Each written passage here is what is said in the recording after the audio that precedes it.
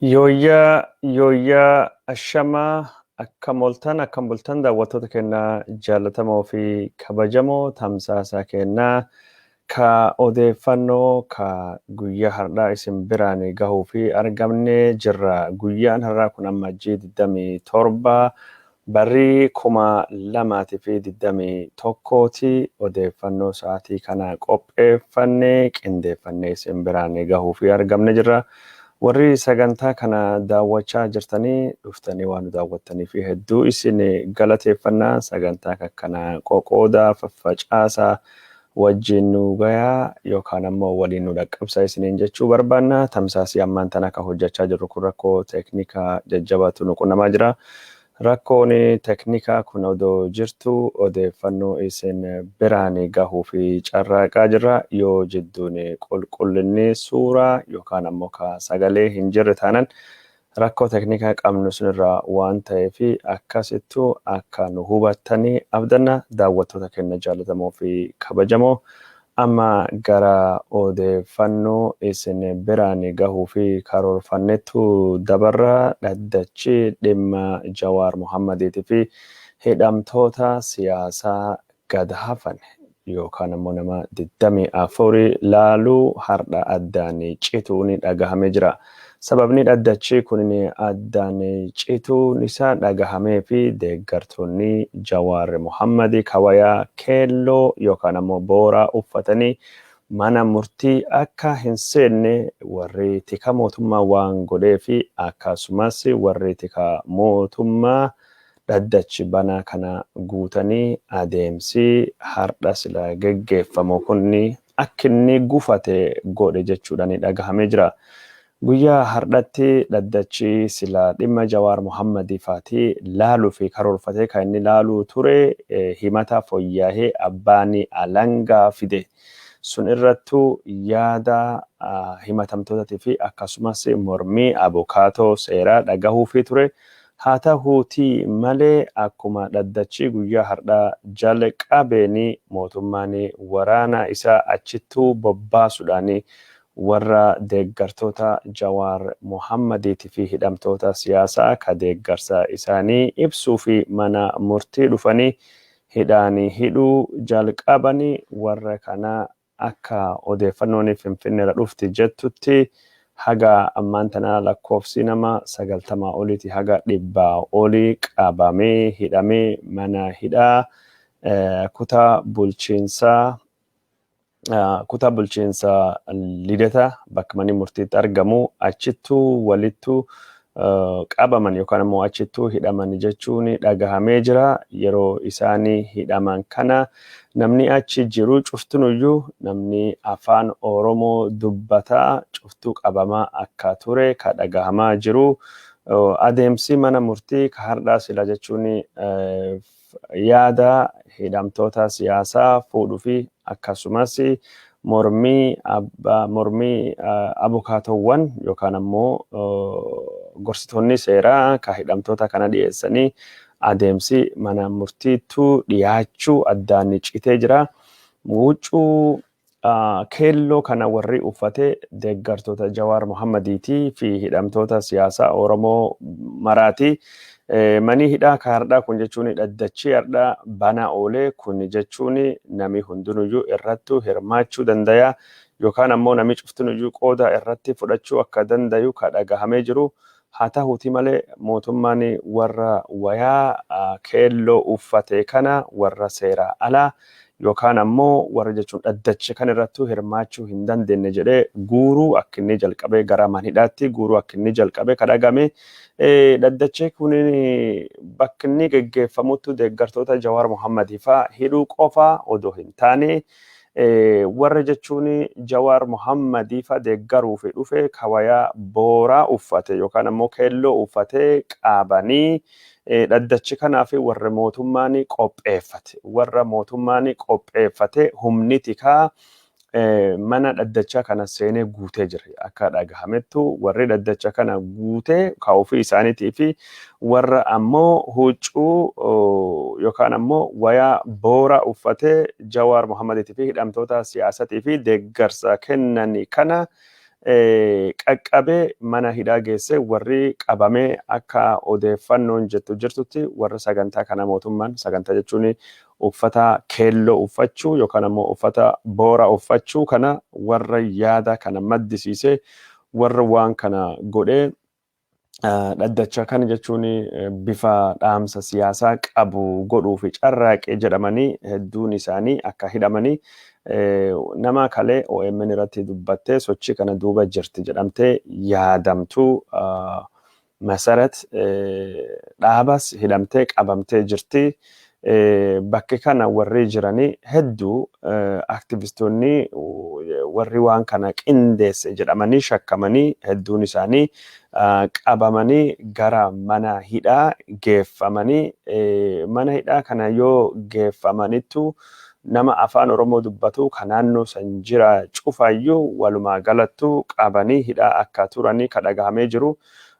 Kana walittu qabatee hidhaani kunini mootummaan kunini hagam tokko hidhamtoota siyaasaa Oromootii fi jibbiinsa ammaan tana kinni qabu ka agarsiisu keessattuu yeroo ammaan tana mootummaan Abiy Ahmedii mataan isaa dhokatee bakka inni jiru namni hin beeknetti bakka warri Habashaa isa muddee jira jedhamettu warri Abiniitii fi itti aanan muummichi ministeera Faatee isa muddee jedhamet warra Oromoo ka hidhamee hidhamtoota siyaasaa kan wajjini wal dhagahee warra kan haal dure tokko malee mana hidhaati baasee warra siyaasaa Oromoo gama tokkotti fiduudhaani ijaaruudhaani mana Oromiyaa keessattuu nagaa buusanii dirree siyaasaa Itoophiyaa keessatti waliin falmachuu yaadii jedhu sunini Abiyyi biratti fudhatama yookaan ammoo dhageettii waan argatee hin fakkaatu. Abiyyi bakkuma dhokatirra dhokatee bakkuma riphee shira adda addaa xaxaa hidhamtoonni siyaasaa kunini akka mana hidhaa keessa hin baane godha akka inni jiru ka hubatamee jiru. Abiyyi torbaanota akkana du'ee jira, hidhamee jira, madaahee jira, dhukkubee jira jedhamee odeeffannoon adda addaa gadhiifamaa jiraatullee namtichi kun bakkuma jiruttu jiraatee bakkuma riphee waan hamaamtu yookaan ammoo waan fokkattu godhuu irra duubattu hin deebi'u jedhamee haasamaa ture. Abiyyi akka inni hin dhukkubne yookaan ammoo akka inni madaahee yookaan du'ee hin jirre fonqolchi mootummaaleen irratti akka hin geggeeffamne ammoo biyya san keessattuu falmii siyaasaa ka deemaa jirtu to'achuu dadhabee akka inni riphee isin biraan geennee gabaasne turre kanaan walittu qabatee Abiyyi waan amma haala burjaajii uumame kan keessatti hidhamtoota siyaasaa kan akka Jawaar Mohammadii faa badii irratti dhaqqabsuu akka danda'u namichi kun akka hin jille namichi kun akka marartee hin qabne naasuu Oromoo fi akka hin qabne warra nafxanyoota gunachuu fi gaafii warra deebisuu fi wanni inni hin goone akka hin jirre dubbachaa turre ammaan tanallee taanan beerumsi inni jechuun Isaayyaas Afeworqii irraa fudhatee barumsi abbootii irreen irraa fudhatee Abiy Ahmedii nama jechuun Oromoo wajjin nagaa buusuu barbaadu hidhamtoota siyaasaa Oromoo wajjin nagaa buusuu barbaadu akka hin taane kadhagahamaa jiru daawwattoota keenya odeeffannoon jira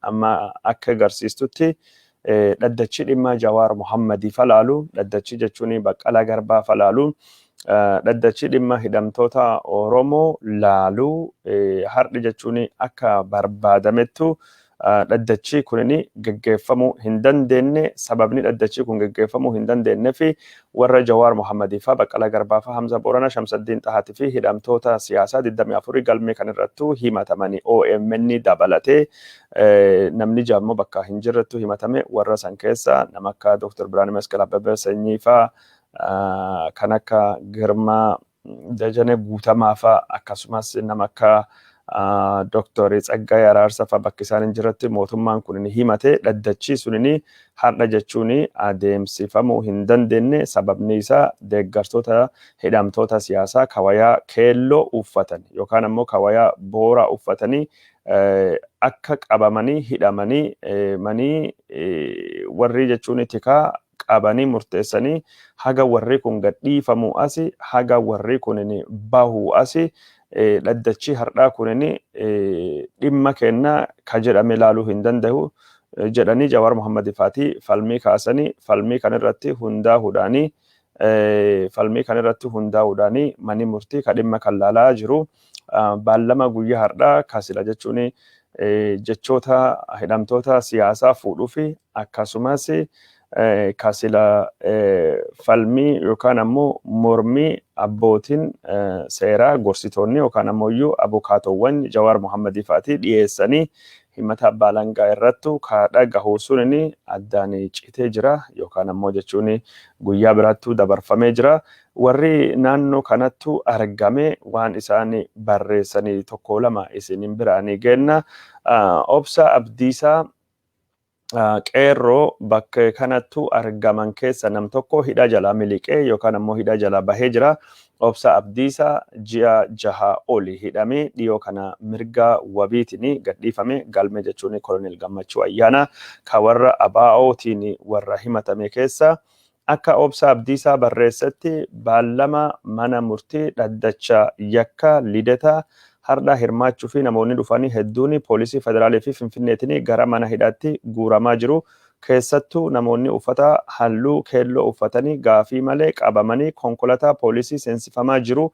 Afaan Oromoo yoo dubbattes gaafiin dubbii tokko malee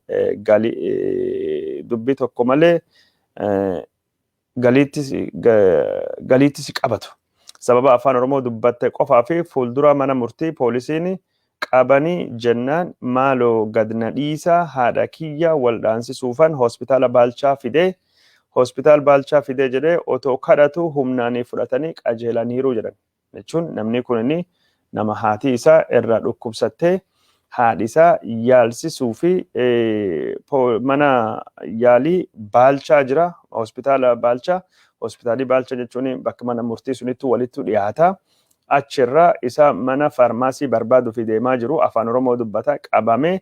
Anini haadha kiyya yaalchisuu fi mana murtii dhufee dhiifama farmaasii barbaaduu fi hospitaala dhufee malee waan biraatiif hin dhufne odoonni jechaa jiru. Namni kun jechuun wayaa keellollee uffatee hin jiru jedhamee jira. Namni kun qabame gara mana hidhaa geeffame. Jechuun namni qoricha haadhaa bituu deemu kun qoricha haadha kiyyaa bituuf dawaa haadhaa bituu fi farmaasii barbaadaa jira jedhu qabamee jechuudhaani obsa Abdiisaa barreessee jira. Haati isaa akkam taatii laataa jedhee gaafatee jira. Haati isaa kan inni jechuun hospitaala fidee yaalsisaa jiru yookaan ammoo yaalsisaa ture. Gurbaan ishii ka dawaa bituu fi yookaan ammoo qorsi bituu fi gabbahee qabamee jira. Haati isaa maal tahuu deemti jechuudhaani gaafatee jira.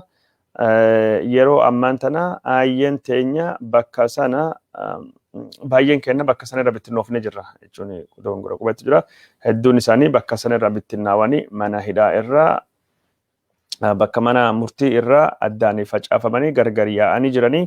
Dhaddachi mana murtii mirga himachuu keenirra nama qaba jechuun mirga hirmaachuu keenirra nama qabu jechuun maal agarsiisaa jedhee gaafii Oromoo gaafatee jira. Silaas biyya wattaaddarii bulchuurraa waan kanaa oli maal eegna garuu jechuudhaani gaafii gaafatee jira jechuudha. Dhaddachi har'aa kunini akkasittuu odoo dhimma sila har'a saganteeffatee fi odoo hin caqasinu yookaan ammoo hin dhagahinu guyyaa biraattuu dabarfamee jira. Sababni isaa mormii Jawaar Mohammadii fa'aatii dhiyeessanii maatiin deeggartoonni akkasumas daawwattoonni warri mana murtii dhufanii keessattuu warri wayaa keelloo yookaan ammoo bifa booraa uffatanii cuftinuyyuu gadhiifaman malee adeemsi murtii kunini eftoomina hin qabu. Manni murtii kunini dhaddachi bana, dhaddachi walaba, dhaddacha bilisa eegii jettaniin dubattu. Deeggartooti kennanii seenuu fi seenanii ammoo dhagayuu fi mirgi qabanii kunini mirga jechuun heeraa fi seeranii beekamtiin kennameef yoo manni murtii banaa taate mirgi kunini daangeffamuu hin qabu jechuudhaani falmii seeraatii fi akkasumas yaada dhiyeessanii Jawaar Mohammadii dhimma kanarratti dubbatee hidhamtoonni siyaasaa kan birooleen dubbatanii jiranii yaaduma wal fakkaata. Abukaatonni seeraa Kadir Bulloo akka jedhetti uffata uffachuun dhowwaa miti. Uffata uffachuun waan jiraati. Uffata deeggarsa hidhamtoota siyaasaa solidaaritii garsiisuu fi godhamu kunin aadaa baratame waan jiraati. Biyya Afrikaa kibbaa gaafa Mandeellaan himatamu jechuun Robin Island jedhame Rivoona Trial jedhame jechuun akka malee beekama. Deeggartoonni Mandeellaa huccuu Mandela ittiin deeggaranii kaa'uufii qabanii godhatanii dhufaa turan. Godhatanii mana murtiitu argamaa jiran. Mana murtii apartaayidii Afrikaa kibbaa keessattuu. Kanaafuu mani murtii Itoophiyaa ka seeraan bulaa heeraan bulaa jedhu keessatti wanni akkasii dhowwamuu hin qabu yookaan wanni akkasii daangeffamuu hin qabu jechuudhaani deeggartoonni qabaman akka gadhiifamanii fi wayaa fedhanii uffatanii akka uffatanii dhufanii hayyamni akka kennamuufi gaafatanii turan jechuudha.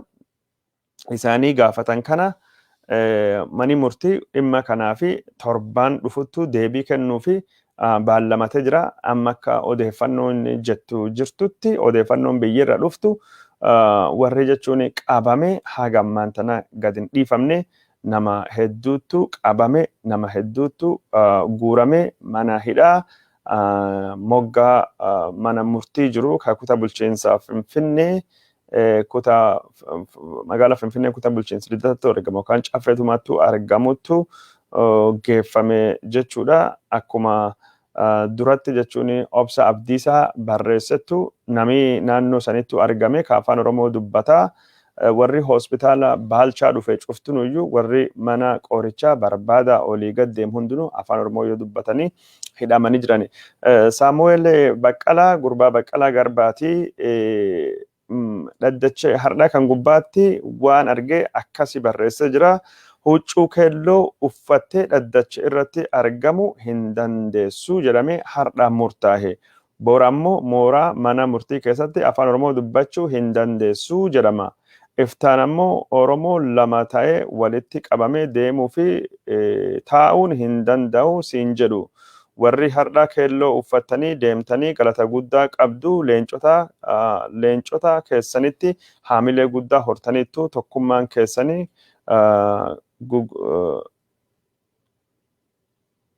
tokkummaan keessanii guguddoota lafisaanittu raaseera gaafa mirga keenya fi falmachuu dhaabne nuti gaafa sana duuna jabaadha jechuudhani dhaamsa dhaamee jira.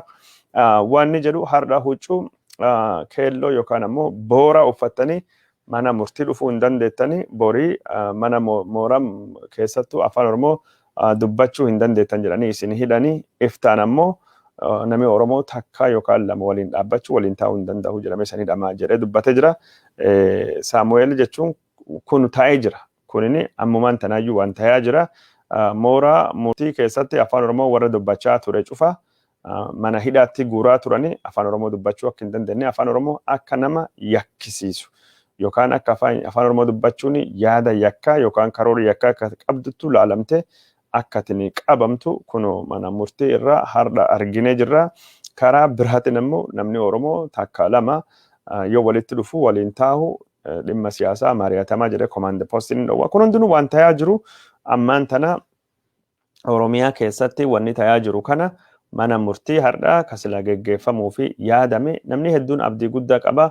Yeroo Abiy Ahmed ammaan tan dhokatee jirutti Abiy Ahmed warra Abiniitii fi Bilisiginnaa Amaaraatiin muddamee jiruttu namni kunini dogongora isaa wallaal isaa irraa duubattu deebi'ee wahubatee uummata Oromoo wajjin nagaa buusaa araara buusaa hidhamtoota siyaasaa Oromoollee gadhiisee maatii Oromoo garaa walittuu fayyisee diina jechuun waloo kana Oromoo waliin dura dhaabbatee jijjiirama gatantaraa jiru kana ceesisaa nafxanyaan sodataa hundilleen hubatee jira. Namtichi kun qalbii isaatti deebi'aa jedhamee yaadamee abdatamee ture. Hidhamtoota siyaasaa Oromoo Jawaar Mohaammed Falle mirgaa wabiitiin gadhiisuu danda'a. Mani Oromoolleen walitti deebi'ee fayyaa namni waliin araaramaa inumaayyuu namni garii abdachuu irraa kan kahe Jawaar Mohaammed gadhiifama. Abaa wajjin haasa'uu jalqaba. Kafaa wajjin haasa'uu jalqaba. Jaalmarroollee jechuun bosona galee waliin mari'adha. Oromoon tokko ta'a dhufa. Akkasiin tokkummaa kanaan diina mo'achuu dandeenya. Diina nafxanyaa ka duri dogongoraan lafaatti nutti ol kaaste akka jechuun kan caala humna horatee aangoo sirraa hin fudhanne nurraa hin fudhanne waliin dhaabbanna uummattoota sabaa fi sablammii uummata Somaalee Afarii waliin uummattoota kibba hunda wajjin tokkummaa uumne nafxanyaa kan dura dhaabbanna warra Tigraahii kan ittiin wal lolaa jiru kanallee waliin kan caala dadhabsuu warri kana nafxanyaa gargaaraa malee humni Tigraahii kunii fi humni Amaaraa baalaansii wal godha wal madaala. Kanaafu warra kan hunda wajjin siyaasa Itoophiyaa kanama hunda hirmaachise kanama hundaayyuu jechuun yaada isaaniif jechuun dhageettii haga humni isaaniitii fi baay'inni isaaniitu qaba. Haa uumnu jedhame yaadame Abiy Ahmed bakka san hin jiru ammallee taanan hidhamtoota siyaasaa qofa odoo hin taane deeggartoota hidhamtoota siyaasaa nama deeggarsa gos kamii ibse nama jechuun wayaa uffate huccuu uffate hundaayyuu qabaa jiranii hidhaa jiranii wanni mul'ate kanattu mul'ate warra jechuun sochii uffata booraa kana godhe adamsa barbaadaa hidhaa turanii karaa mana hidhaatti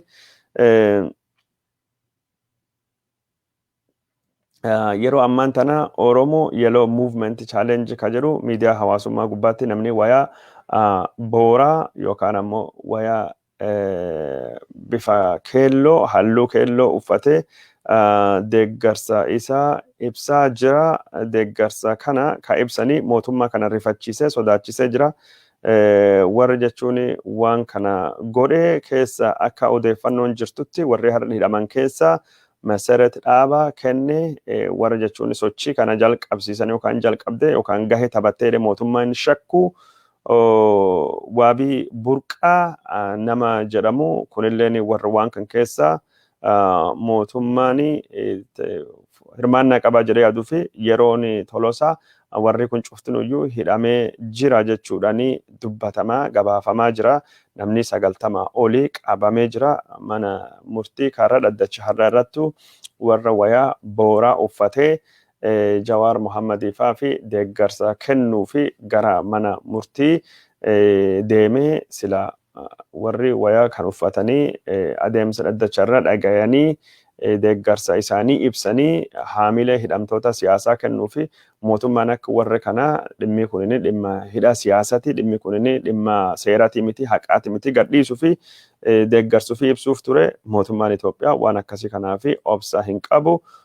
Sochiin warri jechuun boora uffate kunini rifachiisee jira.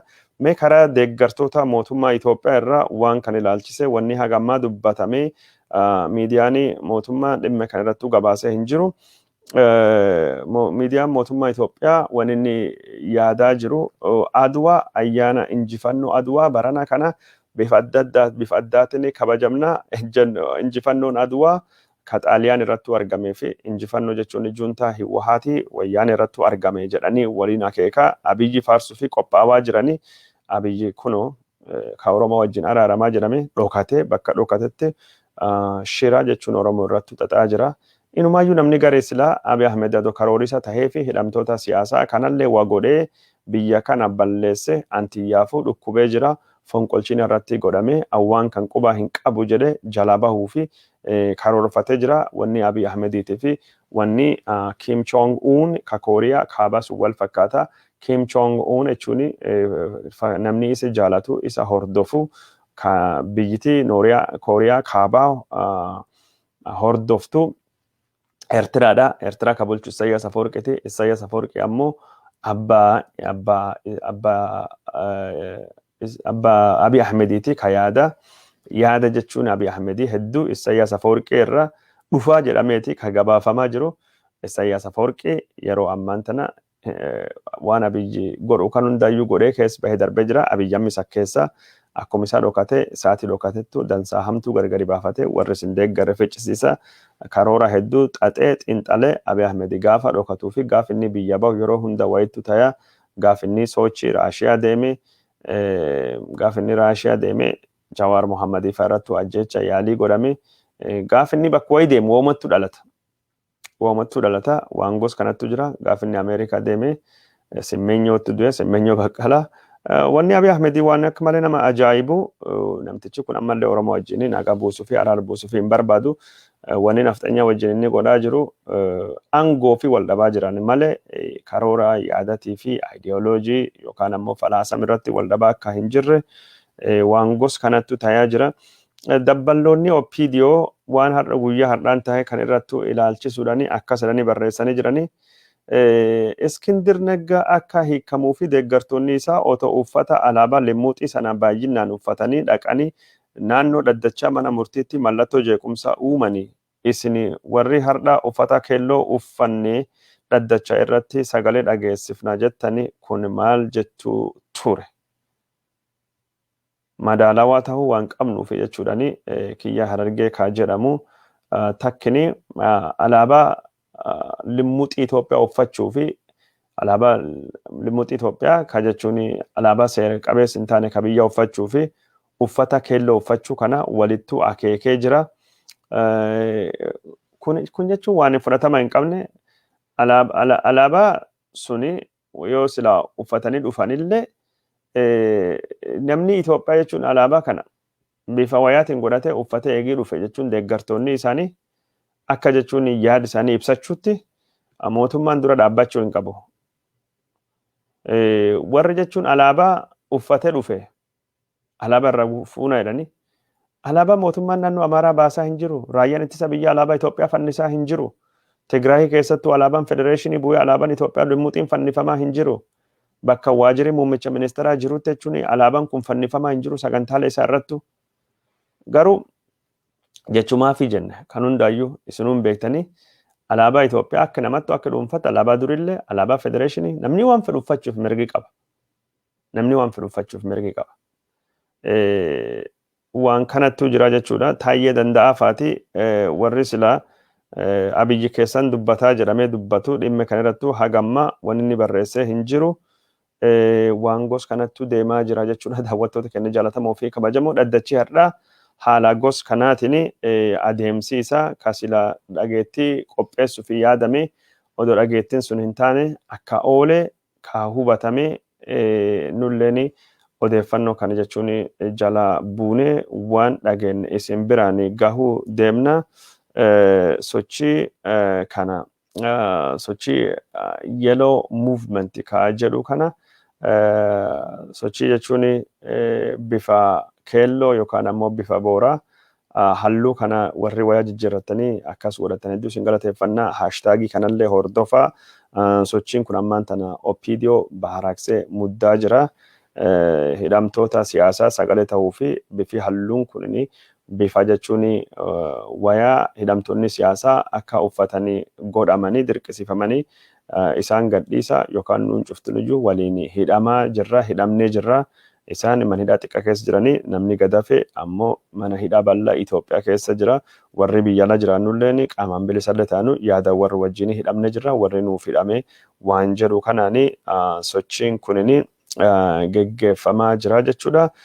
Odeeffannoo kana hordofne isin biraanii akka bal'isne isin biraanii gahuu deemnu haali jechuun warra mana hidhaa jirutti mana hidhaa jiru maal akka fakkaatuuf jechuun warri jechuun wayaa bifa keelloo kana uffatanii hidhaman jechuudha.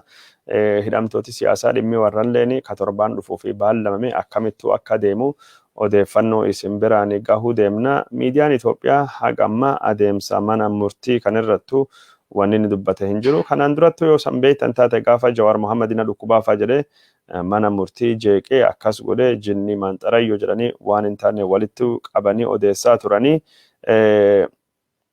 Yeroo ammaan tana mormiitu deebi'ee jira. Sochiin keelloo kunini har'a Harargee bahaa aanaa dirree xayyaaratti qeerroo fi qarreen magaalaa dirree xayyaaraa ganama keessa sa'aatii 3 haga sa'aatii 5tti hiriira mormii geggeessaa turanii. Hiriirri mormii kunini warri ammaan tana qabamee fi qabamee mana hidhaa jiru akka gadhiifamu hidhamtoonni siyaasaa Oromoo cuftunuyyuu haala duree tokko malee akka gadhiifamu filannoo kijibaa kana akka jechuun hin deeggarre filannoo KFO fi ABO'n keessatti hirmaachuu hin dandeenye akka filannoo kijibaa taatee rakkoolee Itoophiyaa rakkoo Oromooti. Rakkoo Oromoo mootummaan akka furuu qabu mootummaan gaafii uummataatii fi deebii akka inni deebisuu qabu ka gaafatu mormiitu qophaawaa ture. Biyyittii kunini haala ammaan tanaatiin abbaa irree nama tokkootiin ceesisuu hin dandeettanii yookaan ammoo hin ceetu marii hundaa hammatee yookaan ammoo marii hundaa hirmaachisettu barbaachisa marii godhaa jechuudhanii yaada isaanii dhageessisaa turanii.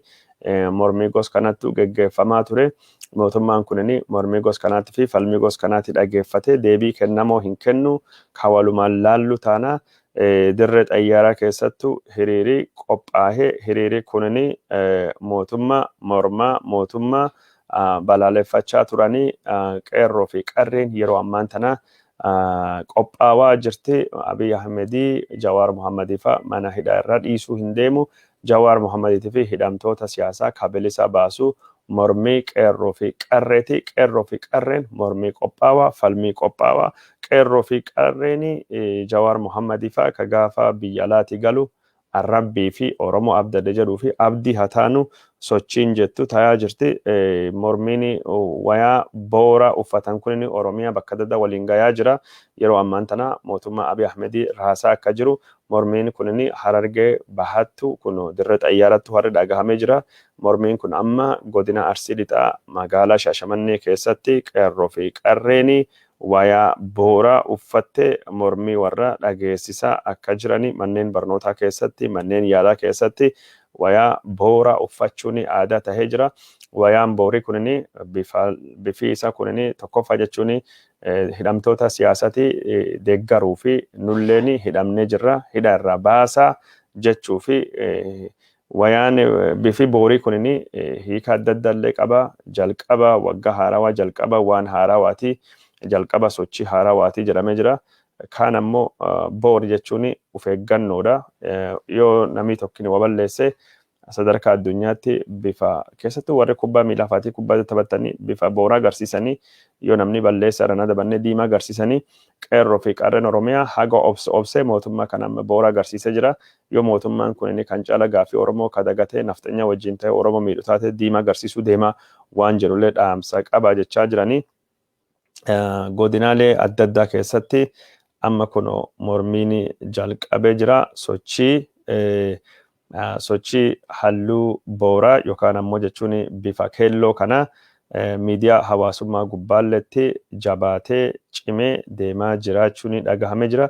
Daawwattoota keenya jaallatamoo fi kabajamoo dhaddachi dhimma Jawaar Mohammadii faatii galmee hidhamtoota siyaasaa Oromoo ka hardhaa laaluu jechuun addaan citee jira.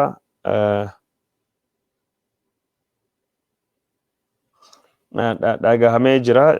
Sababni isaa addaan citee fi deeggartoota Jawaar Mohammadii fa'a ka mana murtii dhufanii mootummaa waan hidhee fi akka tahe ka dhagahamee jiru.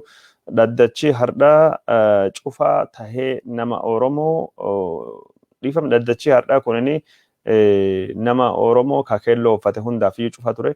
Warri mootummaan ergee kaawaya siviilii keewwatanii mana murtii guutanii fakkeessuuf turanii warra dhaddacha kan irrattu dhufuu fi hirmaachuu fi carraaqanii ammoo dhaddachi kunini dhowwa waan ta'eef gara reestooraantii kakuu maammee dhaqe. Achirra warrallee marsanii hidhuun isaanii dhagahamee jira. Reestooraantii kakuu maammee warra ture hidhamee jira. Viidiyooleen suuraaleen adda addaa ammaan tana mul'achaa jira. Ka taatee hardhaa jechuun dhaddacha mana murtii yakka ka lidataattu hidhaa geggeeffame kana jechuudha. Daawwattoota keenya jaallatamoo fi kabajamoo godinaalee Oromiyaa keessalleetti mormiin dhoowaa akka jiru ka dhagamaa jiru. Oromoon biyya alaa jirulleen mormii qopheessuu akka inni qabu amma qilleensilleen fooyya'aa jira. Sochiin keelloo kunini xiyyeeffannaa argachuu akka inni qabu duula miidiyaa hawaasummaa duula tiwiiterii duula feesbuukii suniin alatti mormii bifa adda addaa qopheessuun akka inni barbaachisu ka dhagahamaa jiru. Oromoon biyya alaa jirtanii yeroo ammaan tana filannoon kijibaa geggeeffamaa jira. Hidhamtoonni siyaasaa Oromoo maquma tokkoofillee hidhaallee irra ba'anii filannoo kan gubbaallettu akka galmaa'u akka hin dandeenye yookaan ammoo mootummaan Abiy Ahmedii yeroo ammaan tana rakkoo nafxanyaa irra dhufaa jiru kana furuu fi mana Oromoo walitti fide nagaa buusuun akka inni hin barbaanne argaa jirra. Kanaafuu akkinu kun inumayyuu yeroo ammaan tanatti jechuun akkuma Kim Jong dhokatee biyya san keessattu gabbayee haasa'ullee hin barbaadu. Dhokatee bakka dhokatetti waan fedhe badii dhaqqabsiisaa jira. Namtichi kun biyya balleessaa jira. Mormii biyya alaa kanatti qopheessuun akka malee barbaachisaa waan taateef daayaaspooraan of eeguu qaba. Daayaaspooraan qophiin dhaabbachuu qaba. Diasporaan waan dandayu godhuu qaba. Diasporaan rafuu hin qabu, hirriba dammaquu qaba. Ji'a 3-4 hirriba duwwaa rafee jira diasporaan amma ka'ee waan godhuu qabu yookaan ammoo waan godhuu dandayu odoo godhe bu'a qabeessi ta'a jechuudha. Kanaafuu warri diasporaa ka biyya alaa jirru waan godhuu qabnu yookaan ammoo waan godhuu mallu yookaan ammoo waan godhuu dandeenyu haa goonu jecha asumaan dhaamsa kana dabarsina. Abiy Ahmed Isaiyaas Afwerqii isaa fi Kim Jong-un tokkuma. Hundinuyyuu badii malee faayidaa tokko uummata hin buusanii argaa jirra. Rakkoo mootummaa kana hammaachaa dhufaa jira. Daawwattoota keenya jaalatamoo fi kabajamoo eegii hagas jennee oolmaa mana murtii Itoophiyaa kadhimma Jawaar Mohammadii faa isiniin genneen duubattu wantoota tahuu qaba takka lama odeeffannoo jira isin biraan gennee sagantaa keenya kasaatii kana asumaan goolamne booda walittuu dachaana waraanii Itiyoophiyaatii fi Keenya Somaaliyaa keessatti walitti bu'ee jetti maddeen oduu ka Somaaliyaa irra dhufaa jirtu akka jedhanitti waraanii kunini kutaa bulchiinsa Somaaliyaa Jubbaland jedhamtu keessatti walitti bu'ee deeggartoota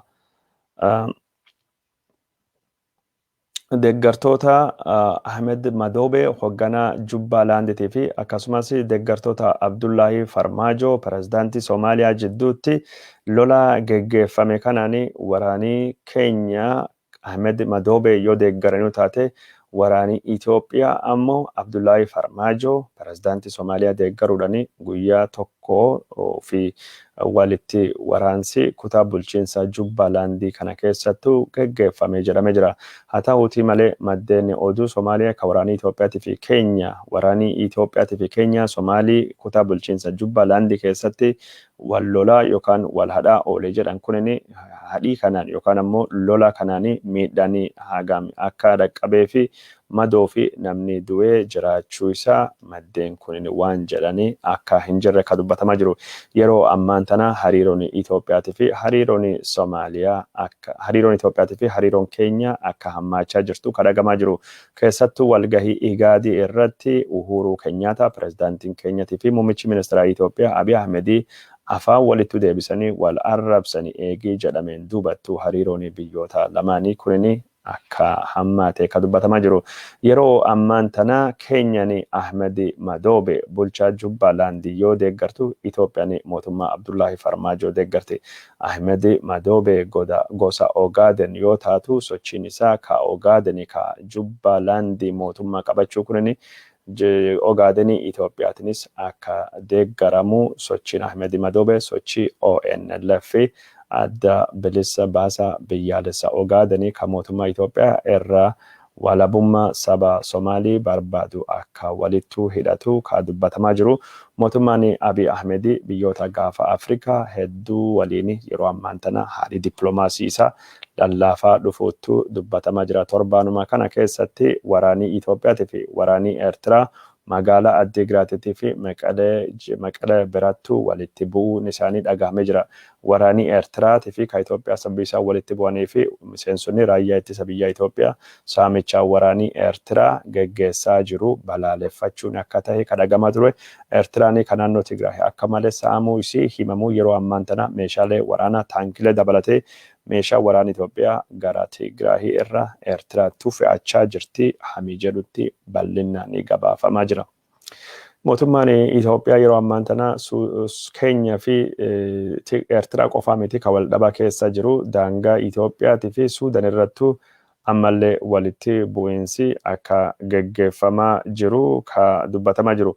Walitti bu'iinsi geggeeffamaa jiru kunini dhimma daangaa Suudaanii fi Itoophiyaa gara waraana guutuu geggeessuu akka dandayu sodaan jirtu ka agarsiiftu. Daawwattoota keenya jaalatamoo fi kabajamoo odeeffannoo keenya kadhuma ka guyyaa har'aa isinii dhiyeessinuuni miseensonni ambaasaaddaroonni Ameerikaa ka duraanii Afrikaa ta'anii xalayaa banaa muummicha ministeera Itoophiyaatii fi barreessuun dhagahamee jira. ambasaaderoonni Ameerikaa yookaan ammoo warri Itoophiyaattu tajaajila kennanii dippiloomatiin olaanoon Ameerikaa kunini xalayaan isaan Abiy Ahmedii barreessanii akka jettutti Itoophiyaa tajaajillee jirra yeroo adda addaa keessatti yeroo biyyinni sun rakkoolee adda addaatiin raafamaa jirtutti haalli ammaan tana Itoophiyaan keessa jirtu kan yaaddesse waan ta'uuf yaada kennaa ibsachuu barbaannaa jedhan warri jechuun ambasaaderoota yookaan ammoo dippiloomatii Ameerikaa ka Itoophiyaa ta'anii yeroo adda addaatu tajaajilan kunin warri kan keessa ambasaader David Shini, Aurelia Brazil, Vicky Hadlisten fi Patricia Maslak akka argamtutti ka dubbatame warri kunini Itoophiyaa yeroo adda addaatu tajaajillee jirra haalli ammaan tana Itoophiyaan keessa jirtu ka akka malee warra yaaddesse wanni kunini tasgabbii Itoophiyaati fi hegeree Itoophiyaati fi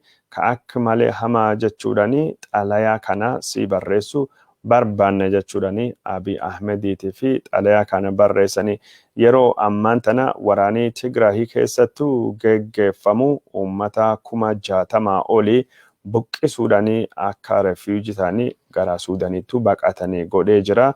Uummata miiliyoonii 2.2 mana isaa irraa buqqisee jira. Uummata miiliyoonii 500,000 ammoo gargaarsa namooma hatattama akka barbaadanii goosisee jira. Kunini Itoophiyaa fi Eertiraan dhiifama kunini akka malee yaaddessa akka jedhe gabaasii kunini keessattuu waraanii Eertiraa Itoophiyaa keessatti bobbahuuni birmadummaa Itoophiyaati fi sodaa guddaadha ka akka malee yaaddessu jechuudhani dubbatanii jiranii. Haala ammaan tana deemaa jiruuni jibbiinsi sabaa ka Itoophiyaa keessa deemu kunini tasgabbii Itoophiyaa irrattu jechuuni hammeenya uumuu danda'a keessattuu jechoonni gochoonni jibbiinsa ka ammaan tana mul'achaa jiranii fi walitti bu'iinsi amantii ka argaa jirru Itoophiyaa karaa hamaattu geessuu danda'a jechuudhani dubbatanii jiranii. Yeroo ammaan tana haalii Itoophiyaan itti deemaa jirtu Itoophiyaan biyya sabaa fi sablammii kanamii wal dandahee waliigalee jiraatu bu'uurii sunini diigamaa jira jechuudhani. Yeroo ammaan tana mootummaan Itoophiyaa ka Abiy Ahmedii kunini ummata nagayaati fi akka eegumsa godhuu fi rakkoolee dhalatanii ka jedhamanii ka hokkara kana qormaata walaba akka inni godhuu fi mootummoonni waltomanii fi dhaabbileen gargaarsa naannoo Tigraayitii fi gargaarsa namooma akka dhiyeessuu danda'u gaafannaa jechuudhani. Itoophiyaan yeroo ammaan tana waa cufa caala marii hunda hirmaachisu marii biyyaalessaa barbaaddi Itoophiyaa keessatti sagaleen dhagahamuu qabu hedduutu jira jechuudhani. Bara haarawaa fi yeroo gaarii ummata Itoophiyaatiif siifi hawwine jechuudhani. Ambasaaderoonni yookaan ammoo dippiloomaatonni mootummaa Ameerikaa afraanii Itoophiyaa yeroo adda addaatu tajaajilamanii kan akka David Shini, Aurelia Brazil, Vicky Hadlisten fi Patricia Hasalak xalayaa kana muummicha ministeeraatii fi barreessuun warra dhagahame jira.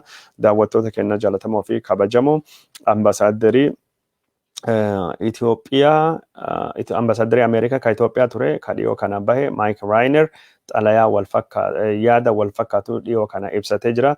Mootummaan Itoophiyaa haalli ammaan tana inni deemu jiru waraanii naannoo Tigraay akka malee yaaddessa akka ta'ee fi keessattuu waraanii Eertiraa Tigraay keessattuu hirmaachuun isaa guddoo akka yaaddessa ta'ee fi mootummaan Itoophiyaa yeroo ammaan tana gargaarsa namooma danquun isaa akka malee rakkisaa akka ta'ee dubbachuudhani misoomaa fi jijjiirama Itoophiyaan fidde hunda duubattu deebisuu ka danda'uu fi himanni jechuun haleellaa saalaa ajjeechaa saamichaatii fi akkasumas wantoonni gabaasii ammaan tana dhiyeessaa dhufaa jiru qabatamaan dhagamaa jiru kun qaama bilisaa fi walaba ta'een akka qoratamu qormaata kan keessattuu naannoo Tigraay qofa osoo hin taane naannoo akka Matakkaliitii fi naannoo biraa keessalleetti qormaatii akka godhamuu qabu ambasaaderichi kunini dubbachuu isaa gabaasne jirra.